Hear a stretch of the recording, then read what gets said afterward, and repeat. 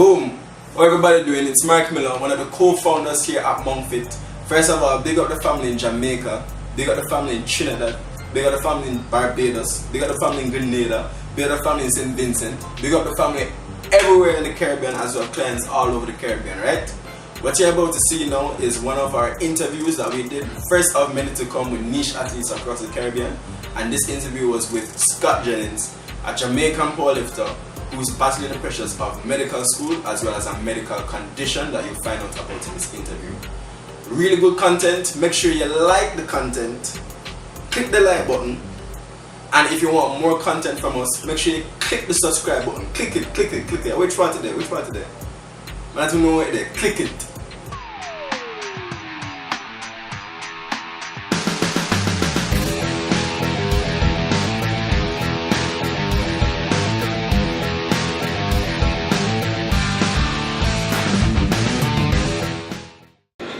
I'm Scott Jennings, Jamaican Powerlifter, diabetic. When you find out that I was diabetic, at what age? Well, I found out I was diabetic at 14, fourth form. Start feel weak, tired, sleeping all the time. The classics, drinking water constantly and feeling like shit.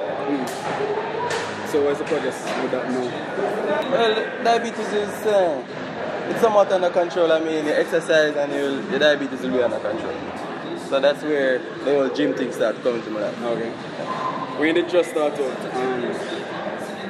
What was the numbers? Numbers. Squat, bench, and first start. Squat was about 205. Bench was about 220. Serious? Serious. My squat start bench was 220? Yeah. My bench was 220. I mean, it was ugly and nasty and had no parts at the bottom, but it was 220. My deadlift was like 300 flat, I maybe 295. Something. I remember that. Back in the day. I know. Numbers now, eh? I don't know, this is what. My numbers now, my bench is at 365 last max. My deadlift is at 600 last max. And my squat is 510 last max. What kind of making some good progress.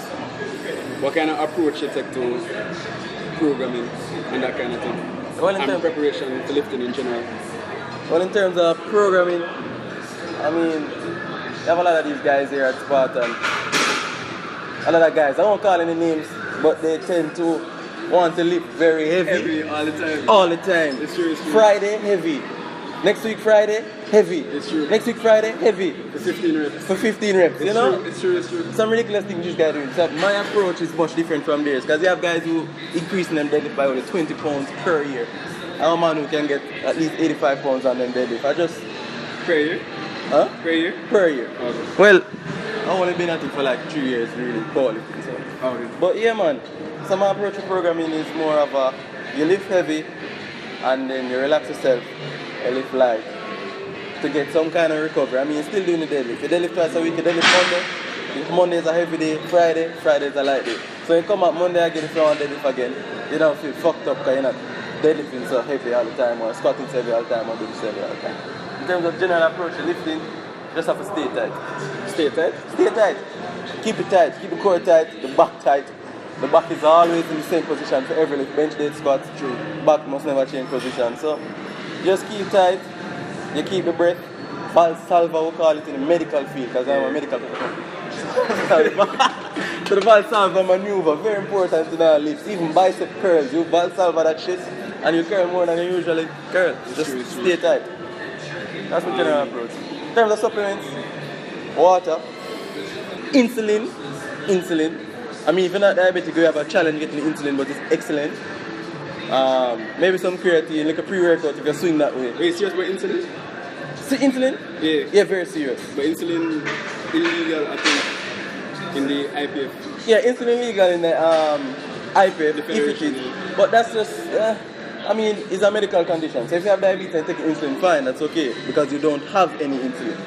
Where you have a man now, if you are a normal person and you have insulin and you add in additional insulin, then it becomes a problem. That's an advantage. That would make you... How often you squat, bench and deadlift? Squat, bench, deadlift. During the week? So a typical week, I squat and deadlift on the same day. So I squat and deadlift twice a week. Right. Usually one heavy, one light. And because I'm not so proficient in my bench, because bench is fuckery. Yeah. But we do it because powerlifting is not just yet. So I bench maybe 3 times a week, sometimes even 4. And what kind of periodization are you using with the bench? Is it like you're going 1 heavy, 2 light, 1 heavy, 1 light, 1 heavy? So I would have go 1 heavy, 1 really heavy, and then maybe 60%? and then maybe a more moderate weight the day after, and then 2 days later something even more moderate, just on the lighter side, because I find that with bench for me, I have to practice it over and over and over. So on my heavy days, I try to get strong, but every other time that I bench is focused on just Form and technique. Keeping the lats tight, etc., etc. And your volume for squats, what I look like? Volume for squats pretty high, because I find that my squat, the only lift that I have that grows without volume is deadlift. I cannot deadlift and I will increase my deadlift. But the squat now, I tend to have, if I'm doing 6 reps at 75, 70, 78% of max, I'd maybe do about 6 sets. About 6 sets at that 6 reps. At 70%. Yeah, 75%. Alright, so going for a max lift. Depends on the lift. A deadlift. A deadlift, the most intense. Alright, so when I approach my deadlift, naturally the bar is on the floor, the weights are on the bar. Looking at the weights and you're saying that. Usually, we have a routine. We step up, right foot under the bar first, then the left, naturally. Then our chalk is right in front of us, so that's when I usually chalk up a little bit. Make sure the belt feel okay, get a little stretch in the hamstring, and then come down and do the lift. But mentally, when I put my right foot under the bar, that first step, I start to think about every time I tried the lift before, and every time I fail, and every time somebody was looking at me while I fail. It's true. And then that just build up a certain kind of anger. Bad mind. Bad mind, you're damn right. It's true. And I think about my competitors, some of them are a little bit heavier than I am, and so they have a little advantage over me, but they still lift in the same weight as me for sure. Right. But I just think about them and how well they're doing, and then I start to, develop this kind of anger. But you must never let the anger start to take over and you get jittery and you get loose. When you get loose, you lose energy. When you get too angry, you lose energy. True. Because you put in the anger in the lift, sure, but you kind of have to direct it and keep the energy focused on force production and transfer of force from the heel to the lift straight up to the top of the lift. So for accessories now, you always separate the accessories into those that are like the competition lift and those that are unlike the competition lift. So in terms for deadlift, those that are like the competition lift, I love the pause deadlift, where you can literally stop the weight at a sticking point and hold it there. And it helps a lot with form. It helps a lot with keeping the bar close to your shins, because when you pull in a bar off the ground and you pull it all the way up, you're not going to really realize that the bar is not on your shins. But believe me, if you fucking stop with that shit in your hand and the bar is away from your shins, you're going to fuck something up. So you know. Yeah. So you start to keep it to your shins more. That's a pause. I love the deficit deadlifts as well. So those are deficits. Speed. Yeah, it allows me to. Usually when I start my deadlift, my hips are at a certain height.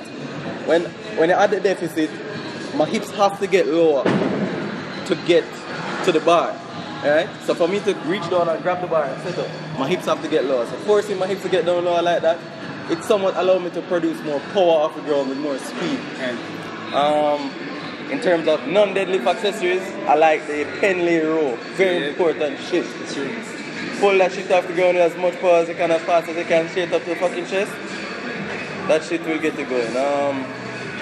I don't like to do them too heavy, because for me it's more about the power and the speed. I love that. And other than the Penley row, it's just dumbbell rows. I like dumbbell rows. I like to, not even really dumbbell rows. We call them crack rows, if you know about the crack rows. No. If you don't know about that shit, Google it. It's almost like a dumbbell version of the Penley row. In terms of accessories for the bench, are you doing dumbbell work with bench press or anything like that? Dumbbell work. When was the last time you doing a dumbbell work for bench? For bench? Yeah. Dumbbell work. Never. No. Maybe I will do some. I will do some overhead press. Some dumbbell overhead press. Just to get the shoulders, because I have a little shoulder weakness, so I try to get dumbbell work in the form of dumbbell presses for the bench. Squat. Accessories for squat, I like pause squats. I mean, pause everything. If you pause everything, you get strong, you get power. I love the pause squats. I love pausing right above parallel, just above it, slightly above it. If you pause too much above it, you fucking shit up. But if you pause slightly above parallel, I find that helps me a lot in terms of generating power. Which muscle group? In my hips, because I'm a man.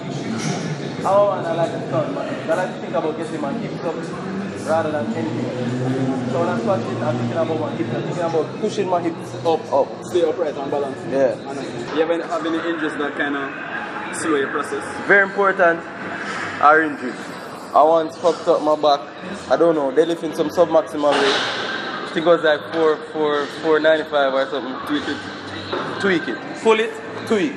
Same day I had to go get a Voltaren shot, 75 milligrams iron in the vastus lateralis. Yes. Just for the pain to stop. It was a fucked up pain. I had to stop training for about 6 weeks.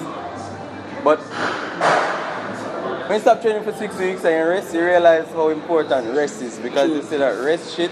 I didn't know I was being overloaded and I needed to deload. And once I rested and came back, my maxes probably went up by about 10 pounds. Not anything great, but I was able to lift about 10 pounds heavier than everything. So injuries, I mean, sometimes it can be good, sometimes it can be bad. If it's a minor injury, you're likely overtraining, maybe, who knows.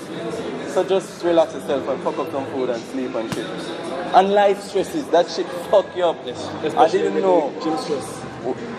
When life stresses you out, it fuck you up. It really take a little toll on you. How you manage the stresses of medical school and the huge physical and mental stresses of powerlifting? So medical school and powerlifting, both stressful. So the simple answer is, you can't fucking manage it, because I mean, as a powerlifter, you go for boom bang bang, you go for a RPE 9, almost max attempt on a deadlift. Right? Alright, you're gonna need 4 3 days recovery. Before you attempt, you're gonna need to load up some carbs if you're that kind of person. And a lot of times I go to school 8 o'clock in the morning, don't get to eat till 5 o'clock, my first meal. Yeah. And then 2 hours after 5 o'clock, 7 o'clock, I forgot to come gym and the fuckery. So, really and truly, it's a very difficult thing to balance. I would recommend having a mass gainer, maybe, just to keep your carbs up, because eating is always a challenge. That's really the main problem. Expensive too. And that's expensive shit. I mean, eating is the main issue. I mean, you can study eating and sleeping, because if I go to gym 7 o'clock, I don't gym by 9:30, 9:15. Adrenaline high when you go in. Adrenaline high when you go. And you know you have to go home and fuck up food and then Study. you have to go study. And the kind of study in medical school is, the average study is about 5 hours long. You study for 5 hours and then you go by 3 o'clock and then you have to go wake up 8 o'clock. 8 o'clock again. Well, not even 8 o'clock, you have to go wake up 6 o'clock to get ready for school, to reach KPH, Kingston fucking Public Hospital, by 8 o'clock. And then the cycle just start over again. So it's a vicious cycle that can't be tamed. I mean, you can try to tame it as much as you can, but it really and truly is. If you're doing medicine, it's going to be very difficult to do powerlifting. I don't think it's not ideal. You want to do something like it. As a diabetic, what kind of changes do your diet to make to compensate for, being diabetic, and what are some of the precautions that you take with your diet in terms of carb loading, especially because as a powerlifter, the glycogen levels need to be high at pretty much all times to perform at maximal level. So how is it that you carb load with your condition? Is it that you take more insulin? Is it that you take less insulin? What is it that you do? Alright, so diabetes, tricky shit. Alright, we have our dirty bulks, our clean bulks, our non-bulks, our cuts. Dirty bulking, that shit, you can't do that shit as a diabetic. You have to eat clean all the fucking time. Yeah. You have to eat carbs, complex carbs naturally. You have to eat the oats, your potatoes, all that fucking. If you're choosing the carb load, that's what the carb load is naturally. You don't have any other option. You can't eat greasy shit, you can't fuck up a BK Whopper. I mean, I fuck up a BK Whopper regularly, but you shouldn't. Okay, so one of the things with diabetes, type 1 diabetes, what I have, you can get hypoglycemia, and that's a low blood sugar. So even when I eat enough oats, enough potato, enough whatever, 2 hours before I come to gym, or maybe an hour and a half before I come to gym, if I come to gym and I'm squatting out ass, I'm gonna get tired, my blood sugar might get low, and I might fall down and die. Quite literally. Yeah. So, I mean, I always have to have like a Snickers or a gummy bear in the gym with me so that I don't run the risk of hypoglycemia. And that's one of the challenge I have because I'm very scary thing and I'm very much afraid of it. Yeah, so sometimes I find that tend to limit me when I squat. Because when I squat, that's when it's most taxing on my serious, and it just Squat, not deadlift? Squat, not deadlift, surprisingly. When I deadlift, I don't get as tired. Because the range of motion when you're squatting bigger for you. Yeah. Your arms fucking long. It's bigger for me. So I use a lot of energy doing that. So I really fear low blood sugar with that.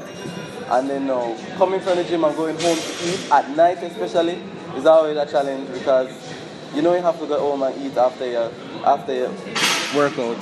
But eating requires me to take insulin. And every time I take insulin, before I go to my bed, is always like a risk. Like a serious death risk. Because you will can get low blood sugar in the night while you sleep. And that shit will give you a seizure while you sleep. Yeah. I will know what seizures do, they kill you. Yeah. So I will die. That happened to me one time, my blood sugar was like 2.0. And then I had a seizure and started to fuck around and it was terrible. I had to go to the hospital, CT scan, all this shit. Yeah. So it's very difficult to balance the eating. But you find a way around it. You find a way. Sometimes, so generally blood sugar is supposed to be between 5 and maybe 7. Sometimes in the night I go home and I want to eat, I just eat bare rubbish, take my insulin, and then I just drink a bottle of Pepsi without taking any insulin or anything like that, and just shoot my blood sugar up to like 15, which is bad. Yeah. You don't want to do that. But I just shoot to 15 because I can go to bed at 15 and be sure that I won't die. Understand. Yeah, so. Understand. But that's the challenge because, simple carbs, gain weight, problems. So, if you have diabetes, if you don't want to go blind, if you don't want to have fucking heart disease, lung disease, kidney disease, brain disease, stroke, DVT, peripheral arterial fucking disease, that can kill you by age 50, you need to come to the gym and you need to fucking live some shit. It get kind of scary at first when blood sugar start get low because the first time you start working, blood sugar get low, but fuck that shit. You need to come to the fucking gym, drink some sugar and water, because you will die. You will die. You will lose your feet. They will chop off your feet and your hands. Come to the fucking gym. That's basically what keep me going. Because every time I see 15 on my glucometer, I say, yo, fuck, I have to go gym. Go gym, work it up, 15 gone down to 7. And you live a good, clean, happy life. And I'm afraid of blindness.